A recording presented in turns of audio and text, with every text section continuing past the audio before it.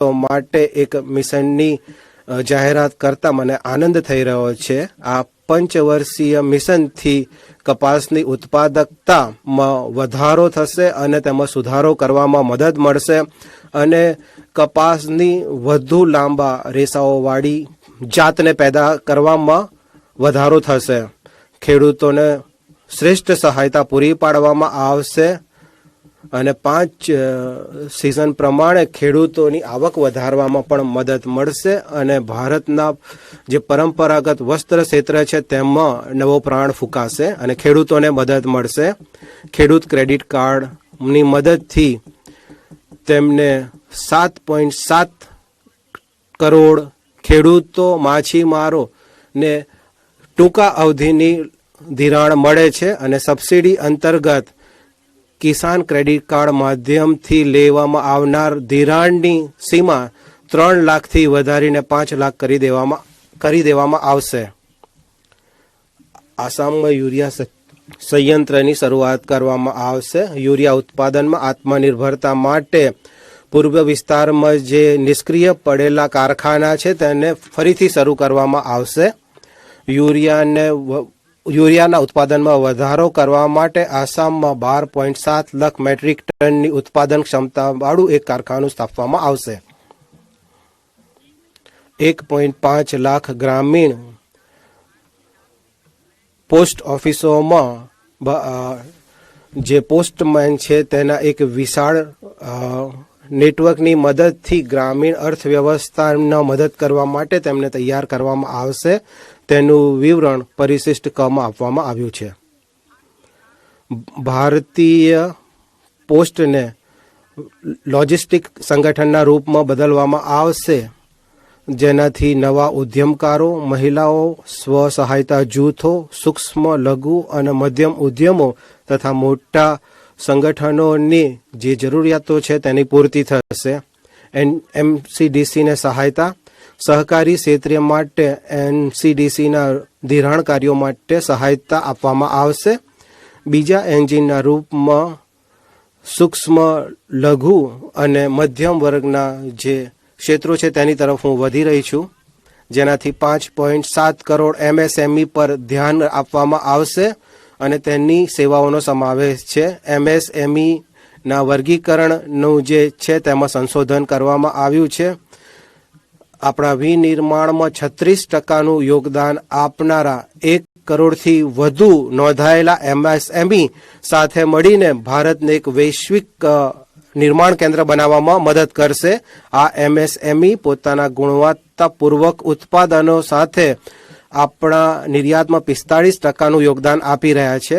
એમએસએમઈને વધુ વ્યાપક બનાવવા માટે અને તેમને નાણાકીય સહાયતા પૂરી કરવા માટે તેમની સહાયતા કરવાના હેતુ સાથે દરેક એમએસએમઈ માટે તેમના વેપારની સીમાઓને 2 ગણો સુધી વધારવામાં આવશે.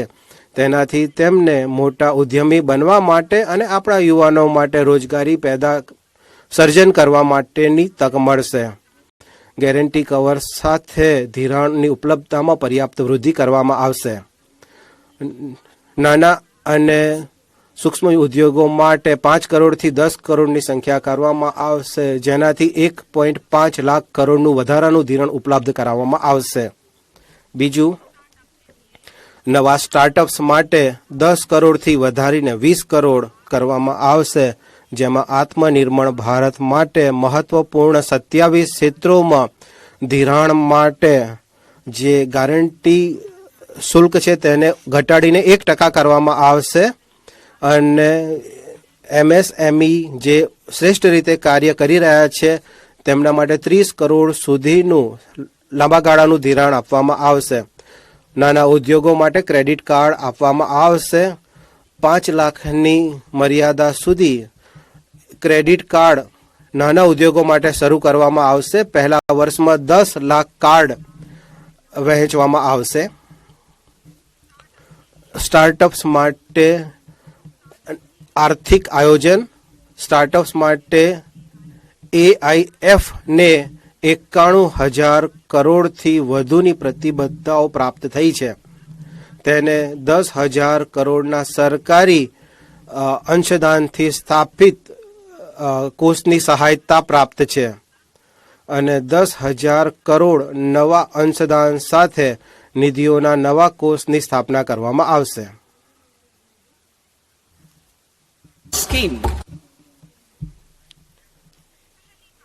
પ્રથમ વખત ઉદ્યોગો માટે એક નવી યોજના શરૂ કરવામાં આવશે. 5 લાખ મહિલાઓ અને અનુસૂચિત જાતિ અને અનુસૂચિત જનજાતિના ઉદ્યમીઓ માટે એક નવી યોજના શરૂ કરવામાં આવશે, જેને માટે આગલા 5 વર્ષ સુધી 2 કરોડ જેટલું ધિરાણ આપવામાં આવશે, જેમાં સફળ સ્ટેન્ડઅપ ઇન્ડિયા સ્કીમમાંથી પ્રાપ્ત થયેલા અનુભવોનો સમાવેશ કરવામાં આવશે.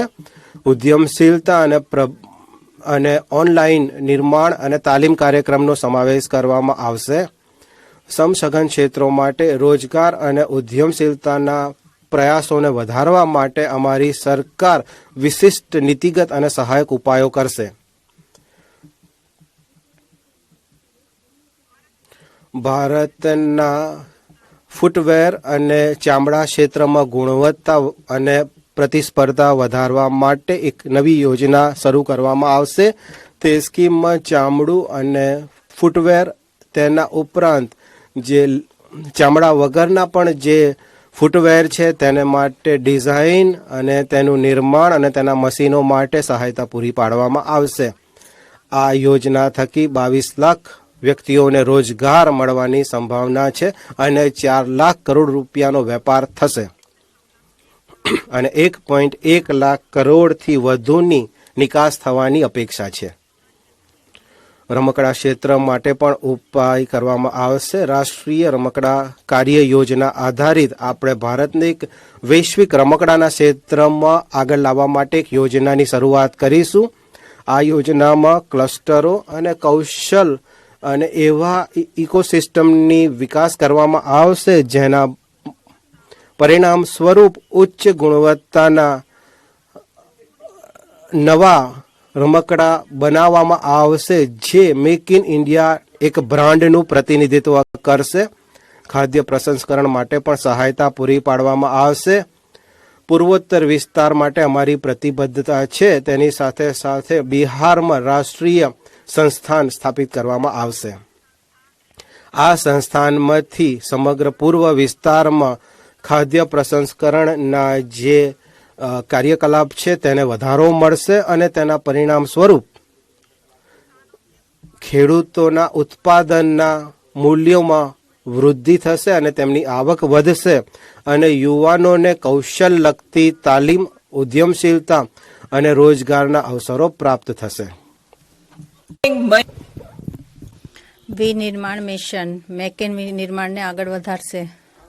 અમારી સરકાર કેન્દ્રીય મંત્રાલયો અને રાજ્યોને મદદ, નિષ્પાદન કાર્ય યોજનાઓ, શાસન અને નિગરાણીને ઉપલબ્ધ કરાવવા માટે મેક ઇન ઇન્ડિયાને આગળ વધારવાના ઉદ્દેશ્યથી લઘુ, મધ્યમ અને મોટા ઉદ્યમોને સામેલ કરીને રાષ્ટ્રીય નિર્માણ મિશનની સ્થાપના કરશે. તેનું વિવરણ આપવામાં આવ્યું છે.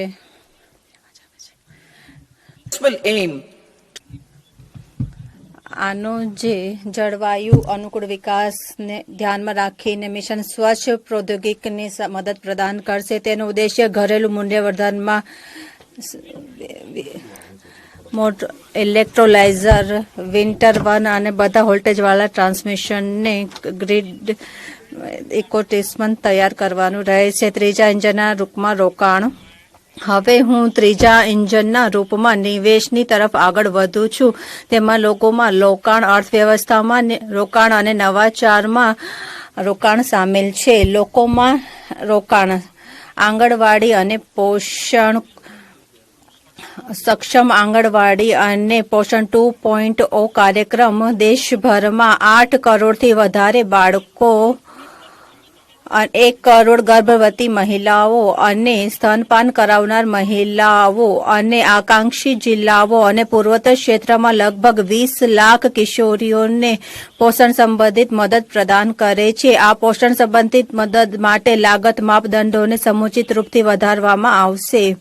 અટલ ટિંકરિંગ પ્રયોગશાળા આપણા બાળકોમાં જિજ્ઞાસા અને નવાચારની ભાવના ઉત્પન્ન કરવા માટે અને વૈજ્ઞાનિક વિચારને વધારવા માટે આવનાર 5 વર્ષમાં સરકારી સ્કૂલોમાં 50,000 અટલ ટિંકરિંગ પ્રયોગશાળાની સ્થાપના કરવામાં આવશે. સરકારી માધ્યમિક સ્કૂલો અને પ્રાથમિક સ્વાસ્થ્ય કેન્દ્રોમાં બ્રોડબેન્ડ કનેક્ટિવિટી ભારતમાં પરિયોજનાની હેઠળ ગ્રામીણ ક્ષેત્રોમાં સરકારી માધ્યમિક સ્કૂલો અને પ્રાથમિક સ્વાસ્થ્ય કેન્દ્રોને બ્રોડબેન્ડ પ્રદાન કરવામાં આવશે. ભારતીય ભાષા પુસ્તક યોજના આપણે શાળા અને ઉચ્ચતર શિક્ષા માટે ભારતીય ભાષામાં ડિજિટલ રૂપે પુસ્તકો પ્રદાન કરવા માટે ભારતીય ભાષા પુસ્તક યોજનાનું અમલીકરણ કરવાનો પ્રસ્તાવ કરીએ છીએ. તેનો લક્ષ્ય વિદ્યાર્થીઓને પોતાના વિષયોને સારી રીતે સમજવામાં મદદ કરવાનો છે. રાષ્ટ્રીય કૌશલ્ય ઉત્કૃષ્ટતા કેન્દ્ર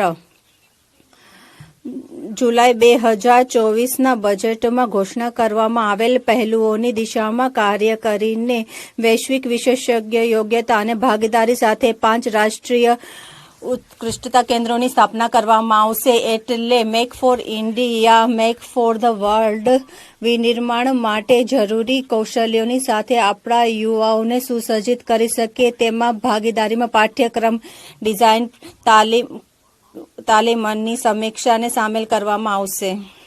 આઈઆઈટીમાં ક્ષમતાનો વિસ્તાર 23 આઈઆઈટીમાં વિદ્યાર્થીઓની કુલ સંખ્યામાં 100%ની વૃદ્ધિ થઈ છે, જે વિતેલા 10 વર્ષોમાં 65,000થી વધીને 1.35 લાખ થઈ ગઈ છે.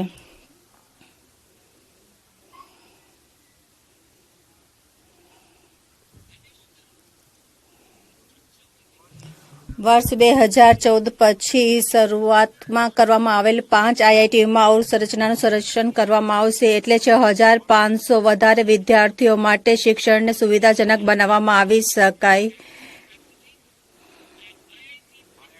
આઈઆઈટી પટનામાં છાત્રાવાસ અને બીજી સંરચનાની ક્ષમતાને પણ વધારવામાં આવશે.